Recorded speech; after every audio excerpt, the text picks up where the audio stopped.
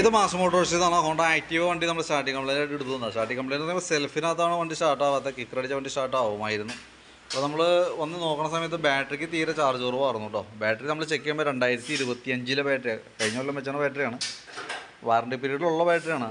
അപ്പോൾ വോൾട്ട് തീരെ കുറവായിരുന്നു. അപ്പോൾ ഞാൻ അയച്ചു ഫുള്ളായിട്ടൊന്ന് ചാർജിലേക്ക് ഇട്ടിട്ടുണ്ട്. ഫുൾ ചാർജ് ചെയ്ത് കയറ്റി കഴിഞ്ഞപ്പോൾ ഓക്കെയാണ്. 13 വോൾട്ട് വരെ ഇപ്പോൾ നിലവിൽ വന്നിട്ടുണ്ട്. ലോഡ് കൊടുക്കുമ്പോഴായാലും 9.62 വരെ വന്നുള്ളൂ. അപ്പോൾ നിലവിൽ ബാറ്ററിയുടെ ഭാഗത്ത് ഇപ്പോൾ നിലവിൽ കംപ്ലയിൻ്റ് ഇല്ല. പിന്നെ നമ്മൾ സ്റ്റാർട്ട് ചെയ്ത് വണ്ടി ബാറ്ററിയിലേക്ക് കയറുന്ന ചാർജിൻ്റെ അളവ് ചെക്ക് ചെയ്യുമ്പോൾ ചെറിയൊരു കുറച്ച് സ്ലോ ആയിട്ടാണ് കയറുന്നത്. അപ്പോൾ തൽക്കാലം ഇപ്പോൾ ഒന്നും ചെയ്യേണ്ട, ഇങ്ങനെ തന്നെ ഉപയോഗിക്കാം. പിന്നെ ബാറ്ററി പെട്ടെന്ന് ഡൗൺ ആവുകയാണെന്നുണ്ടെങ്കിൽ റെക്ടിഫയർ യൂണിറ്റ് കൂടി ഒന്ന് മാറ്റി വയ്ക്കുക കേട്ടോ.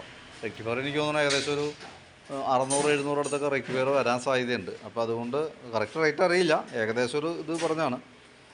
ബാറ്ററി ചാർജ് ഇനി ഇറങ്ങുകയാണെന്നുണ്ടെങ്കിൽ ചാർജ് കയറുന്നുണ്ട് വണ്ടിയിൽ നിന്ന്, പക്ഷേ ഇച്ചിരി സ്ലോ ആയിട്ടാണ് കയറണമെന്നുള്ളൂ. അപ്പോൾ ഓട്ടോ കുറവാണെന്നുണ്ടെങ്കിൽ പെട്ടെന്ന് കംപ്ലയിൻസിലേക്ക് വന്നത് അതുകൊണ്ടായിരിക്കാം. അപ്പോൾ ചെക്ക് ചെയ്ത് നോക്കാം. വീണ്ടും റിപ്പീറ്റ് കംപ്ലയിൻറ്റ് കാണിക്കുകയാണെങ്കിൽ റെക്ടിഫയറും കൂടി മാറ്റി വെച്ച് കഴിഞ്ഞാൽ അത് ചാർജ് ചെയ്ത് കഴിഞ്ഞാൽ ഓക്കെ ആയിക്കോളൂ കേട്ടോ. ബാറ്ററിക്ക് വേറെ കംപ്ലയിൻ്റ് ഇല്ല. അപ്പോൾ ഞാൻ ആ വർക്ക് മാത്രം നമ്മുടെ അടുത്ത് പറഞ്ഞിട്ടുണ്ടായുള്ളൂ. അപ്പോൾ ഞാനത് കംപ്ലീറ്റ് ചെയ്തിട്ടുണ്ട്. അപ്പോൾ അതിൻ്റെ ബിൽ എമൗണ്ട് ഡീറ്റെയിൽസൊക്കെ ഓൾറെഡി വാട്സാപ്പിലേക്ക് ഇടാം കേട്ടോ.